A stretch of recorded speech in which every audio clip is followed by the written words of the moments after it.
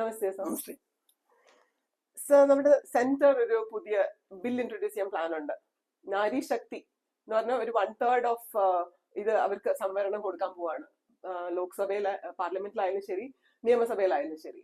അപ്പോ നാരി ശക്തിക്ക് ഇമ്പോർട്ടൻസ് കൊടുക്കുന്ന ഭാരതം, അതിനെ പറ്റിയിട്ട് എന്ത് സാറിന് പറയണം? Example is Indira Gandhi. അവിടെ വെച്ച് നമുക്ക് തുടങ്ങാം. നാരി ശക്തിക്ക് പ്രാധാന്യം കൊടുക്കണം. ഭാരതത്തിന്റെ നാരി ശക്തിയുടെ പ്രാധാന്യം കൊടുക്കുന്ന അവസ്ഥയെക്കുറിച്ച് സംസാരിക്കുകയാണെങ്കിൽ, ശരിക്കും പറഞ്ഞാൽ അഹല്യാദേവി ഹോൾക്കർ എന്നാണ് സ്റ്റാർട്ട് ചെയ്യുന്നത്. 300 വർഷങ്ങൾക്ക് മുമ്പ്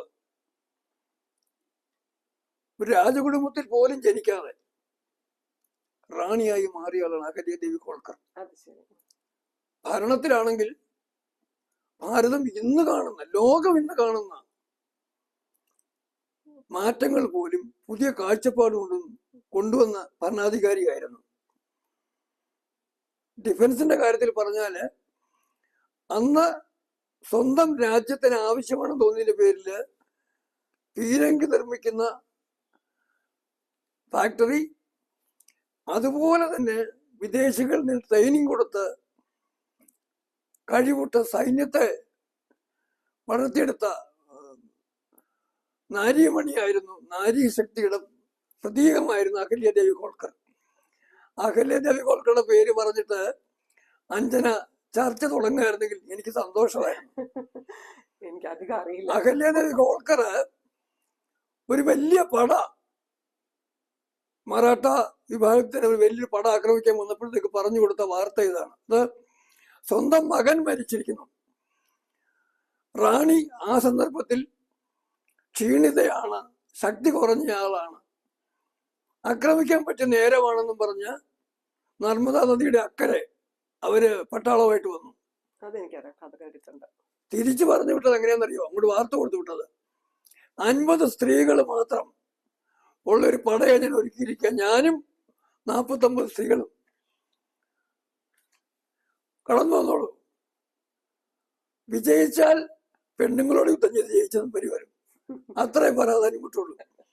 തോറ്റു കഴിഞ്ഞാൽ പെൺപടയുടെ മുമ്പിൽ പരാജയപ്പെട്ട് തല കളഞ്ഞു വന്ന പേരുദോഷം വരും. ഏത് വേണം തീരുമാനിച്ചു വന്നോളാം പറഞ്ഞു. അയാൾ പറഞ്ഞു വേണ്ട, പേര് ഞാൻ പറഞ്ഞു രഘുറാം, അങ്ങനെയൊന്നും പേരാണ്. ഞാൻ പറഞ്ഞു ഇന്ദിരാഗാന്ധിയുടെ കാര്യം കൂട്ടിട്ട് പറയരുത്.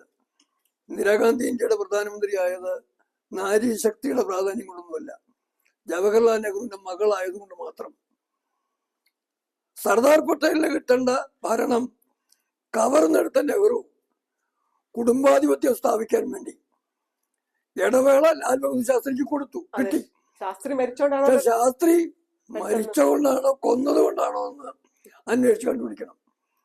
ശാസ്ത്രി പ്രധാനമന്ത്രിയായപ്പം ആ അവസ്ഥയിൽ സഹികെട്ട ഇന്ദിര പറഞ്ഞ വാചകം അറിയാവോ? ഖർഖാ നൗക്കർ പ്രധാനമന്ത്രി ബൻഗയ. വീട്ടിലെ വേലക്കാരൻ, വീട്ടുവേലക്കാരൻ, ജോലിക്കാരൻ പ്രധാനമന്ത്രിയാണെന്ന് അധിക്ഷേപ സൂചകമായിട്ട് പറഞ്ഞയാളാ ഇന്ദിര. അതും കഴിഞ്ഞ സോവിയറ്റ് യൂണിയനിൽ താഷ്കന്റ് ചെന്ന ചർച്ചയ്ക്ക് പോയ വഴി കരാർ ഒപ്പിട്ടതിന്റെ പിറ്റേ ദിവസം അദ്ദേഹത്തിന് മൃതദേഹം ഇവിടെ കൊണ്ടുവന്നെങ്കിൽ മൃതദേഹം കണ്ട ഉടനെ ശാസ്ത്രിജിയുടെ അമ്മ പറഞ്ഞ വാചകമുണ്ട്.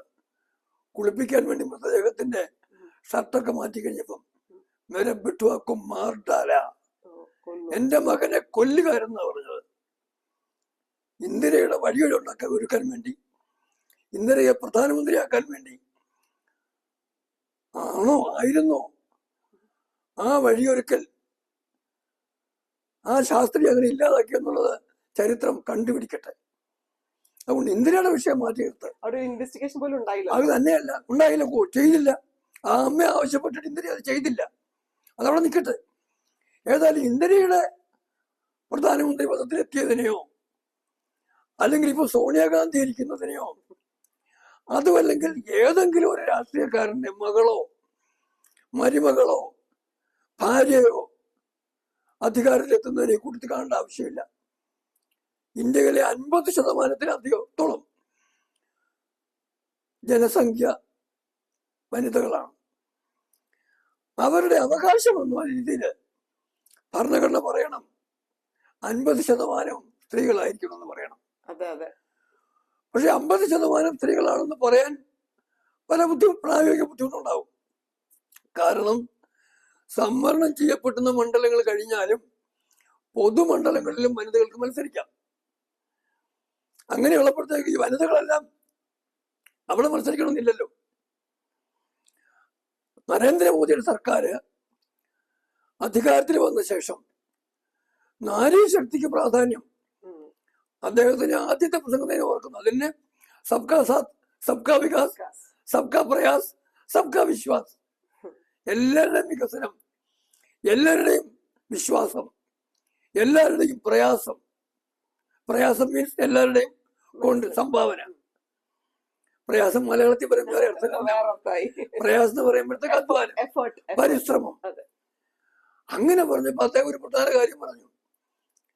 ഇന്ത്യയിലെ ജനങ്ങള് അന്ന് 130 കോടി ജനങ്ങൾ ഒന്നിച്ചൊരു സ്റ്റെപ്പ് മുന്നോട്ട് വെക്കുകയാണെങ്കിൽ ഭാരതം അത്രയും മുന്നോട്ട് പോകും. പക്ഷെ അതില് 65 കോടി വനിതകൾ പിന്നോട്ട് നിന്ന് കഴിഞ്ഞാൽ, അതുകൊണ്ട് സമഗ്രമായ രാജ്യവികസനം, ഭാരത വികസനം ഉണ്ടാവണമെങ്കിൽ എല്ലാവരുടെയും പാർട്ടിസിപ്പേഷൻ വേണം. പാർട്ടിസിപ്പേറ്റ് ചെയ്യുന്നതിന് എല്ലാവർക്കും അവസരം ഉണ്ടാവണം. ആ അവസര സമത്വത്തിന്റെ ലഭ്യത ഉറപ്പാക്കാൻ വേണ്ടിയാണ് 2023 മോദി ഭരണകൂടം, നരേന്ദ്രമോദി ഭരണകൂടം 31% സംവരണം സ്ത്രീകൾക്ക് എന്നുള്ള ബില്ല് കൊണ്ടുവന്ന്. അതിന് ബില്ല് കൊണ്ടുവന്നിട്ടുണ്ട് പലരും. ആ കൊണ്ടുവന്ന ബില്ലൊക്കെ ഒരു മുലായം സിംഗ് യാദവോ ഒരു ലല്ലു പ്രസാദ് യാദവോ പാർലമെന്റ് ലോകസഭയ്ക്കകത്ത് അടിപിടി ഉണ്ടാക്കി, ബഹളം ഉണ്ടാക്കി അവതരിപ്പിക്കാൻ സമ്മതിക്കത്തില്ലായിരുന്നു. പക്ഷെ നരേന്ദ്രമോദി വ്യത്യസ്തനായ മനുഷ്യനാ. സോണിയയ്ക്കോ അല്ലെങ്കിൽ മൻമോഹൻ സിംഗിനോ അവർക്കൊന്നും കഴിയാത്ത കാര്യം നരേന്ദ്രമോദി വന്നപ്പം ബില്ല് അവതരിപ്പിച്ചു, പാസ്സാക്കിയെടുത്തു. പക്ഷെ അതിലൊരു കാര്യം ഉണ്ടായിരുന്നു. 2021 ബില്ല് പറഞ്ഞിരുന്നത് അടുത്ത സെൻസസ് 2011 ശേഷം നടന്നിട്ടില്ല. 20 സെൻസസിന് സമയമായപ്പോഴത്തേക്ക് കോവിഡ് വന്നു, മാറ്റി വെക്കേണ്ടി വന്നു. സെൻസസ് വന്നു കഴിയുമ്പോഴത്തേക്ക് ലോകസഭയുടെയും നിയമസഭയുടെ എണ്ണം വർദ്ധിക്കും, പരിധി മാറും. അങ്ങനെ ആകുമ്പോഴത്തേക്ക് അടുത്ത സെൻസസ് കഴിഞ്ഞിട്ട് ആ പരിധിയൊക്കെ നിശ്ചയിച്ച ശേഷം അതിന്റെ വണ്ടയുടെ ലേഡീസിന് കൊടുക്കാവുന്നതായി. പക്ഷെ മറ്റു പല കാരണങ്ങളുടെ പേരിലും പിന്നെയും സെൻസസിന് താമസം വന്നു. സെൻസസിന്റെ പ്രവർത്തനം തുടങ്ങുന്നേ ഉള്ളൂ. അപ്പൊ അതിനകത്ത് ജാതി സെൻസസ് വേണം, ഇങ്ങനെ പല ആവശ്യങ്ങളും വന്നു. അതെല്ലാം കൂടെ പരിഗണിച്ച് വരുമ്പം സെൻസസിന്റെ പ്രോസസ് 2027 തുടങ്ങിയാൽ പോലും 29 ആകുമ്പോഴേ ശരിയാവുള്ളൂ. അത് കഴിഞ്ഞ് പിന്നെ ഡീലിമിറ്റേഷൻ വേണം, നിയോജക മണ്ഡല പുനർനിർണയം, ഡീലിമിറ്റേഷൻ വേണം. അപ്പൊ അതിന് സമയമെടുക്കും. അതും വ്യാപകമായ അന്വേഷണം നടത്തിയിട്ട് ആദ്യം ഒരു ലിസ്റ്റ് പ്രസിദ്ധീകരിക്കണം, അതിനെ സംബന്ധിച്ചുള്ള പരാതികൾ കേൾക്കണം. അതൊക്കെ ഫൈനലൈസ് വരുമ്പോഴത്തേക്ക് 2029 ഇലക്ഷന് പോലും ആവില്ല അല്ലേ? ആ പ്രായോഗികമായിട്ട് ബുദ്ധിമുട്ടുണ്ടാവും. ആ സാഹചര്യത്തിലാവും. ഇനിയും താമസിപ്പിക്കണ്ട, നമുക്ക് 2011 സെൻസസ് വെച്ചിട്ട് തന്നെ ലോകസഭയുടെ എണ്ണം വർദ്ധിപ്പിക്കാം. അതിപ്പോ എനിക്ക് തോന്നുന്നുണ്ട് 1/3 വർദ്ധിപ്പിക്കുന്നുണ്ട്. 540 ഇപ്പോൾ ഉള്ളത്. 273 പെണ്ണുങ്ങൾക്ക് നല്ല മൊത്തത്തിൽ കൂട്ടും. അല്ല, അതിപ്പോ 540 കൂടെ ഇപ്പോഴുള്ളതിന്റെ കൂടെ അത്രയും കൂടെ തിരിച്ചു കൂട്ടും. കൂട്ടിയിട്ട് അതിന്റെ 1/3 540 കൂടെ 207 കൂടെ കൂട്ടിക്കഴിഞ്ഞാല്, അല്ല 210 കൂട്ടിക്കഴിഞ്ഞാല് 800 ഇഷ്ടം ആണ്. ഞാൻ സംഖ്യ കൃത്യമായിട്ട് ഓർക്കുന്നില്ല. അതിന്റെ 1/3 മൊത്തം 840 സീറ്റ് ആകുകയാണെങ്കിൽ അതിന്റെ 1/3 280 സീറ്റ് സ്ത്രീകൾ കിട്ടുന്നതായി. ഉദാഹരണത്തിന് അപ്പം ആ കൂട്ടത്തിൽ ഇത് സെൻസസ് വരാത്തായതുകൊണ്ട് ഇപ്പോഴത്തെ സീറ്റുകൾക്ക് ആനുപാതികമായിട്ടായിരിക്കും. അങ്ങനെ പറയുമ്പം കേരളത്തിൽ 20 സീറ്റുണ്ട്, കേരളത്തിലെ 30 സീറ്റായിട്ട് കൂട്ടും. അതിന്റെ 1/3 10 സീറ്റ് സ്ത്രീകൾ കിട്ടും. ഉത്തർപ്രദേശിൽ അങ്ങനെ വരും, 80 120 ആവും. 120ന്റെ 1/3 40 സ്ത്രീകൾ കിട്ടും. ആ തരത്തിൽ കാര്യങ്ങൾ മാറും. ഈ മാറ്റം എന്ന് പറയുന്നത് ലോകത്തിനൊരു മാതൃകയാണ്. സ്ത്രീകൾക്ക് വോട്ടവകാശം പോലും കൊടുക്കണമെന്നാണ് ഇംഗ്ലണ്ടും അമേരിക്കയൊക്കെ കാലങ്ങളോളം ആ വിശ്വാസത്തിലായിരുന്നു. അവർ പിന്നെ ആയത്. പക്ഷെ ഇന്ത്യൻ പാർലമെന്റില്, ഇന്ത്യൻ ജനാധിപത്യത്തില് തുടക്കം തൊട്ട് തന്നെ സ്ത്രീകൾക്ക് വോട്ടുണ്ട്. മത്സരിക്കാം, അവസരങ്ങൾ കിട്ടുന്നോ മത്സരിക്കുന്നു എന്നുള്ളത് രണ്ടാമത്തെ കാര്യം. അത് സ്ത്രീകൾക്ക് പലപ്പോഴും എതിരുള്ളത്. ഭാരതം കണ്ടിട്ടുള്ള ഏറ്റവും പ്രഗത്ഭയായ വനിതകളിൽ ഒരാള്, ഏറ്റവും പ്രഗത്ഭ ഞാൻ പറയാം, ആണ് സ്മൃതി ഇറാനി. ആ സ്മൃതി ഇറാനി അമേഠിയിൽ ചെന്ന രാഹുലിനെതിരെ മത്സരിച്ചപ്പോഴത്തേക്ക് സ്മൃതി ഇറാനി കോൻ എന്ന് ചോദിക്കാൻ അഹങ്കാരമാണ് മറ്റൊരു സ്ത്രീയായ പ്രിയങ്ക ഗാന്ധി കാണിച്ചത്. അങ്ങനെ ചോദിച്ച് അവഹേളിച്ച സ്മൃതി ഇറാനിയെ കേന്ദ്രത്തിൽ മന്ത്രിയായി കൊണ്ടുവന്ന് നരേന്ദ്രമോദി കാണിച്ചു കൊടുത്തു. അപ്പൊ നാരീ ശക്തിയുടെ കാര്യത്തില് നമ്മളിപ്പം വരാൻ പോകുന്ന കാര്യം എന്ന് പറയുന്നത് സ്വാഭാവികമായും ഒരു രാഷ്ട്രീയ പാർട്ടിക്കും എതിർക്കാൻ സാധ്യതയില്ലാത്ത ഒരു അമെന്റ്മെന്റ് ആണ്.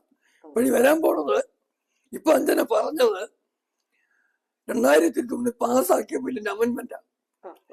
ആ ബില്ലെന്ന് പറഞ്ഞാൽ ഈ സെൻസസും ഡീലിമിറ്റേഷനും കഴിഞ്ഞേ പറ്റുള്ളായിരുന്നു. ഇപ്പൊ വന്നിരിക്കുന്നത് അങ്ങനെയല്ല. ആ സിറ്റീസ് ആയിട്ട് 540 എന്നുള്ളത് പ്രപ്പോർഷണലായിട്ട് 810 വർദ്ധിപ്പിക്കുന്നു. അതിന്റെ 1/3 ഇൻ എഫക്ട് വർദ്ധിക്കുന്ന സീറ്റായിരിക്കും പ്രായോഗികമായിട്ട് വനിതകൾ കൊടുക്കുന്നു. അത് നാരീ ശക്തിയെ അങ്ങനെ ശക്തിപ്പെടുത്തുക എന്നുള്ളത് ശരിക്കും പറഞ്ഞാല് നരേന്ദ്രമോദി സർക്കാരിന്റെ പ്രത്യേകതയാണ്. അദ്ദേഹം മറ്റേ ബേട്ടി ബച്ചാവോ ബേട്ടി പഠാവോ എന്നൊക്കെ പറഞ്ഞു. ബേട്ടി ബച്ചാവോ ബേട്ടി പഠാവോ, അതുപോലെ ഈ ഇപ്പം കിട്ടാൻ സ്കേഴ്സിറ്റി ഉണ്ടെങ്കിലും ഈ വീടുകളിലെല്ലാം ഗ്യാസ് എത്തിച്ചത് ഗ്രാമീണരായ സ്ത്രീകൾക്ക് അതിന്റെ പ്രാധാന്യം അറിയുള്ളൂ. വിറകിന് വേണ്ടി മൈലുകളോളം പോലെ നടക്കുക, അതിനുള്ള മറ്റു റിസ്കുകൾ വേറെ. വീട്ടിലെ എല്ലാ പണിയും കഴിഞ്ഞിട്ട് മാത്രമോ എല്ലാ വീടുകൾക്കും ടോയ്ലറ്റ് ഫെസിലിറ്റി ഉണ്ടാക്കി കൊടുത്തത്. ഗ്രാമങ്ങളിലെ സ്ത്രീകൾക്ക് അവരുടെ പ്രാഥമിക ആവശ്യങ്ങൾക്ക് വേണ്ടി കാട്ടിലേക്ക് പോകേണ്ട സാഹചര്യം, ആ സാഹചര്യം ഒഴിവാക്കാൻ വേണ്ടി വീടുകൾക്ക്, ചെറിയ ചെറിയ വീടുകളാണെങ്കിൽ പോലും ആ വീടുകൾക്കെല്ലാം ടോയ്ലറ്റ് ഫെസിലിറ്റി ചെയ്ത് കൊടുത്തു. ചെറിയ ചെറിയ കാര്യങ്ങളാണ്. ഇപ്പൊ സ്വാതന്ത്ര്യ ദിനത്തിന് റെഡ് ഫോർട്ടിൽ പ്രസംഗിച്ചപ്പം ഈ കാര്യം പറഞ്ഞത് ആളുകൾ പരിഹസിച്ചു. അദ്ദേഹം പറഞ്ഞത് ജനങ്ങളുടെ ആവശ്യമാണ് ചെയ്യുമെന്ന് പറഞ്ഞു. മാത്രമല്ല, ഞാൻ ഇപ്പോഴും ഓർക്കുന്നു, ഹുക്കും ദേവനാരായൺ യാദവ് എന്ന് പറയുന്ന ഒരു ബീഹാർ എന്നുള്ള MP ലോക്സഭയിൽ പറഞ്ഞത്, മോദി ചെയ്ത ഏറ്റവും പ്രധാനപ്പെട്ട കാര്യം എന്ന് പറയുന്നത് 2014 സർക്കാർ വന്നു കഴിഞ്ഞ ഉടനെ ഗർഭിണികളായ സ്ത്രീകൾക്ക് 500 രൂപ വീതം പ്രതിമാസം പോഷകാഹാരം കിട്ടാൻ വേണ്ടി എന്ന് പറഞ്ഞാൽ അങ്ങനെ ഓരോ തരത്തിലും അദ്ദേഹം നാരീശക്തി അതിന്റെ പരമാവധി വർദ്ധിപ്പിക്കാനും അതിനെ രാജ്യത്തിന് വേണ്ടി പ്രയോജനപ്പെടുത്താനുമുള്ള സകല പരിശ്രമിച്ചിട്ടുണ്ട്. അതിനെ വെല്ലുവിളിക്കുന്നവരെ വെല്ലുവിളിക്കാനും. പിന്നെ വേറൊരു കാര്യമുണ്ട് പ്രധാനമായിട്ടും, ഈ നാരീശക്തി അല്ലെങ്കിൽ വിമൻസ് റെപ്രസെന്റേഷൻ എന്ന് പറയുന്ന കാര്യത്തില് ഇന്ന് പോലും ഒരു രാഷ്ട്രീയ പാർട്ടിയും പ്രാധാന്യം കൊടുക്കുന്നില്ല. കേരളത്തിലെ ഈ ഇലക്ഷനെ നോക്കാം, വളരെ കുറച്ചേ ഉള്ളൂ. കൊടുക്കുന്നത് ആർക്കാ? ഞാൻ ആദ്യം പറഞ്ഞ പോലെ ആരുടെങ്കിലും മകള്, അല്ലെ മരിച്ചുപോയ ഭർത്താവിന്റെ ഭാര്യ. ഞാനിപ്പോ അതാ പറയാൻ പോയ ഇത് സംവരണം ചെയ്യുമ്പോ അതും കൂടി ഒരു പോയിന്റ് വെക്കണം. നെപ്പോട്ടിസം പാടില്ല. ഇന്നാളുടെ മാത്രമേ അവിടെ ആ തീരുമാനം വരേണ്ടതുണ്ടല്ലോ. ഏബിൾ ആയിട്ടുള്ള ആൾക്കാർക്ക് അല്ല, ആ തീരുമാനം വരേണ്ടതും എന്റെ അഭിപ്രായത്തിൽ പറയുന്നുണ്ടെങ്കിൽ കൃത്യമായിട്ടും വനിതകളുടെ ഭാഗത്തുനിന്ന് സ്റ്റാർട്ട് ചെയ്യേണ്ടത്. വോട്ട് കൊടുത്തല്ലേ ജയിക്കുള്ളൂ. ഇതിപ്പോ ലാലു പ്രസാദ് യാദവിന്റെ അവിടെ നോക്കിയാൽ ഫുൾ കുടുംബക്കാരല്ല. അത് ജനങ്ങൾ ചിന്തിക്കണം. നെപ്പോട്ടിസം ഇല്ലാതാണെങ്കിൽ, ജനാധിപത്യം ഇല്ലാതാണെങ്കിൽ ജനങ്ങളോട് ചിന്തിക്കണം. അതായത് അങ്ങനെ വന്നാൽ ഞങ്ങൾ വോട്ട് കൊടുക്കില്ല. ഏബിൾ ആണെങ്കിൽ വന്നോട്ടെ, കുഴപ്പമില്ല. പ്രവർത്തിക്കുന്ന ആൾക്കാര് ചിലപ്പോ ചില കാര്യം ഉണ്ടാവും. അതാണാണേലും പെണ്ണാണേലും. ഇന്ദിരാഗാന്ധി മരിച്ചു കഴിഞ്ഞപ്പോഴേ ഇലക്ഷന് പിന്നെ ദിവസം ഉണ്ടായിരുന്നു. രാജീവ് ഗാന്ധി എന്ത് ചെയ്തു? ഇലക്ഷൻ കമ്മീഷനെ സ്വാധീനം ചെയ്ത് പുറകോട്ട് മാറ്റി വെച്ചു ഏറ്റവും പെട്ടെന്ന്. എന്റെ അമ്മ മരിച്ചേ, എനിക്ക് വോട്ട് തരണേ എന്നും പറഞ്ഞ് വന്നപ്പോൾ ഇവിടെ വോട്ട് കൊടുത്ത കൂടുതലും കൊടുത്ത ആരാ? സ്ത്രീകളും പുരുഷന്മാരും ഉൾപ്പെടുന്ന വോട്ടർമാര്. ഇത് അല്ല ഒരു സെന്റിമെന്റിൽ ഇത് വർക്ക്ഔട്ട് ആയതാണ്. അതൊക്കെ അങ്ങനെയൊക്കെ ചെയ്യും. അതിനെയൊക്കെ എന്താ പറയണത്, അതിനെയൊക്കെ അപ്പുറം പോയി ചിന്തിച്ചിട്ട് രാജ്യ നന്മയ്ക്ക് വേണ്ടി, ജനാധിപത്യത്തിന് വിജയത്തിന് വേണ്ടി വോട്ടധികാരം ഉപയോഗിക്കുന്നുള്ള കഴിവ് നമുക്കുണ്ടാവണം. ഇപ്പം കേരളത്തിലെ ഇലക്ഷനിൽ എന്തെല്ലാം പ്രശ്നങ്ങളുണ്ട്. യഥാർത്ഥ ജനകീയ പ്രശ്നങ്ങളിൽ, യഥാർത്ഥ രാഷ്ട്രീയ വിഷയങ്ങളിൽ അതിനെക്കുറിച്ച് കൃത്യമായ ബോധ്യമുണ്ടായിട്ട് അതിനനുസരിച്ച് വോട്ട് ചെയ്യാൻ തയ്യാറാവണം. പക്ഷെ അതിന് അവസരം കിട്ടണമെങ്കിൽ ഇതുപോലുള്ള ബില്ലുകൾ ഉണ്ടാവണം, നിയമങ്ങൾ വേണം.